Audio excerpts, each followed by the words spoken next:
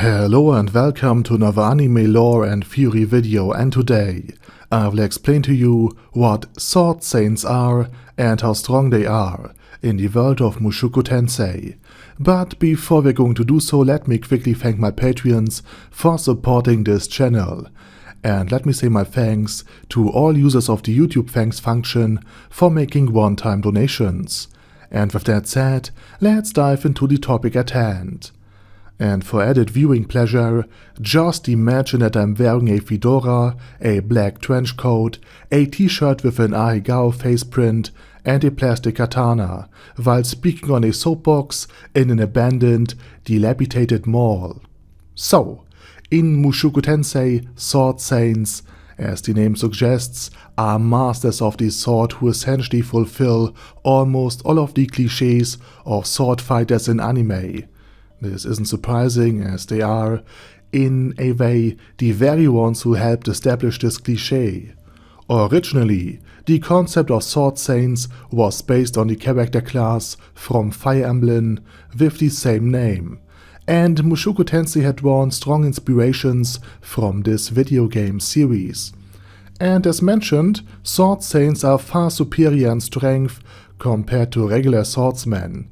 But let's start with the general strength ranking in the world of Mushoku Tensei. It goes from beginner to intermediate, advanced, to saint, to king, and finally to god. These classifications are chosen so that a regular person can understand them, and the titles are usually bestowed by the Swordmasters upon their students or earned through battle. But this system isn't strictly and bureaucratic or something like this, and there are no formal axioms, but rather a loose concept to roughly gauge a character's strength, and a few tests here and there from their masters. For example, Paul Greyrat, who has reached the advanced rank in all three sword schools, North God, Sword God, and Water God, would also likely defeat a sword saint who masters just one of these schools, just because of his experience and versatility.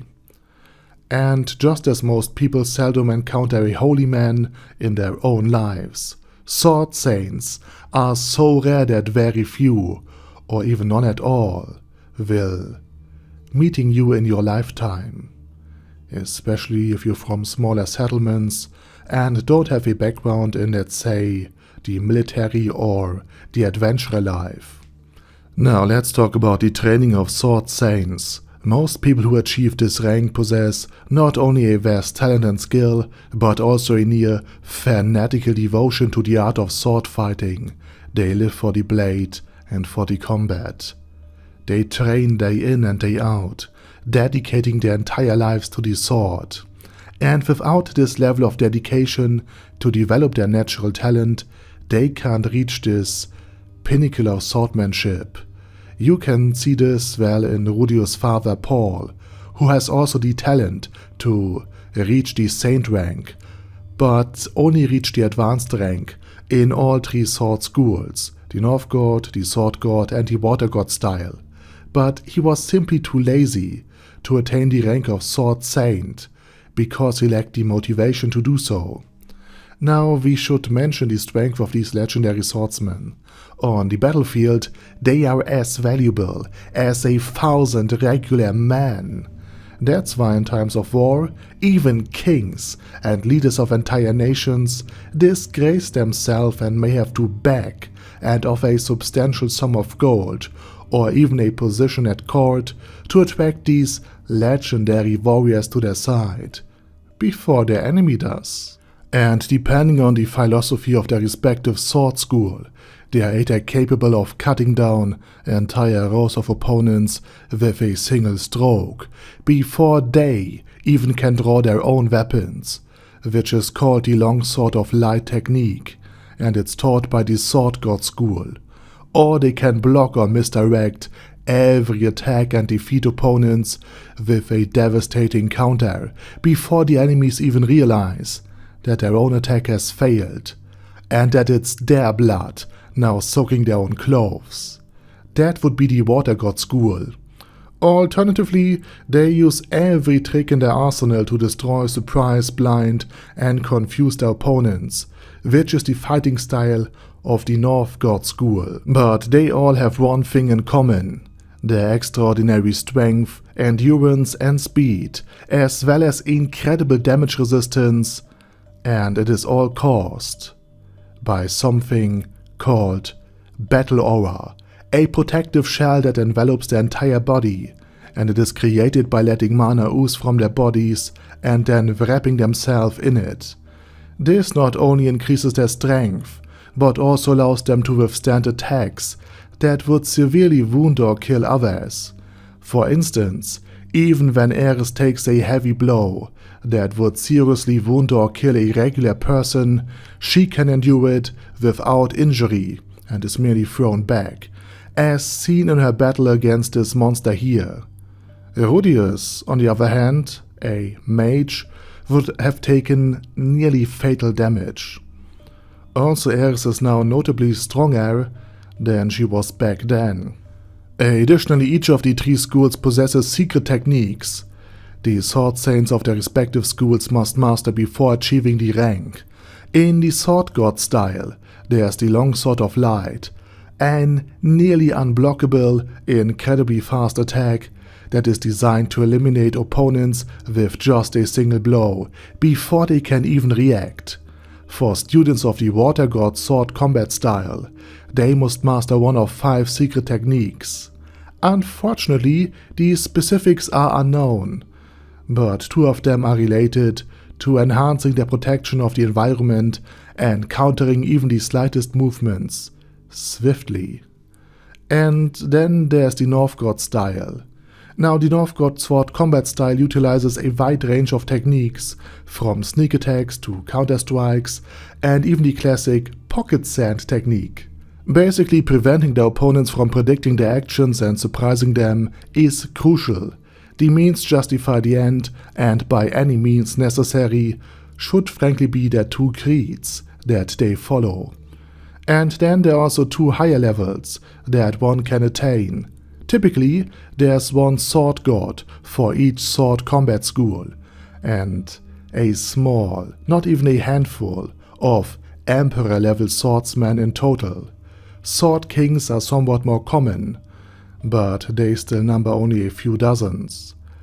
Ghislaine is one of them, which grants a quasi-legendary reputation in the world of Mushoku Tensei, and her employment by the Boreas branch of the Greyrat family significantly bestows and boosts their prestige and underscores their power and the connections they have. Now, with this explanation, you now have a better understanding of the Sword Saints in Mushoku Tensei, which will enhance your comprehension of the second half of the next season of Mushoku Tensei, set to be released in April next year.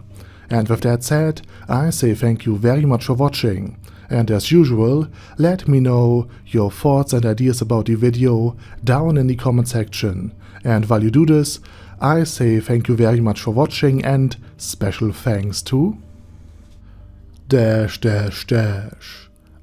Daddy Ada, ASK, Bad Guy Ye, Bad Burrito 316, Beezer, Ben C, Brandon D, Chrissy, Crowley 0221, Sia, Crystal Prime, Dead Slime, Death is Mercy, Deathless Dragonlord, Demon Xenomorph 1987, Devin Downen, Ding Dong, Dragonlord Placido Saxophone, Duckwagon, Dunkler Krieger, Dystopia, Dystopia II, Enigmatic Unicorn, Feralchivan, Guy with That Hat, Hector Marino, Hoss, Huster, Jacob G, Jana B, Jason, J. Morris, Chromius, Kyle R, Lee K. Long, Legendarius, Lelouch Britannia with a Mustache, Lexus Fox, Lord Nishikian Rai, Lord Touch Me, Love Razor, Merovec, Mr. Shoes, Mr. Tweaker, Michael R, Michael Y, Nope, Oh hell no, Normal Toad, Kill, Overlord General Gasper, Perdipentum, Personage, Primus 11, Rhinomere, Cune Caracos P, Shergox's Daddy, Shadow Lightning Wolf, Shrine Keeper, Super Tier Magic Batista Bomb, Supreme Cheese, Staris, Ted, Texas Deer, The Orc Warboss, Rag Edsmasher, T.E. Wang, Vash Hawkeye, Vegito 27, Venture Fanatic, Wilhelm, Xenokai, and Zonagon. Thanks guys. Anyway, have a nice day, and I hope to see you all again soon on my next video.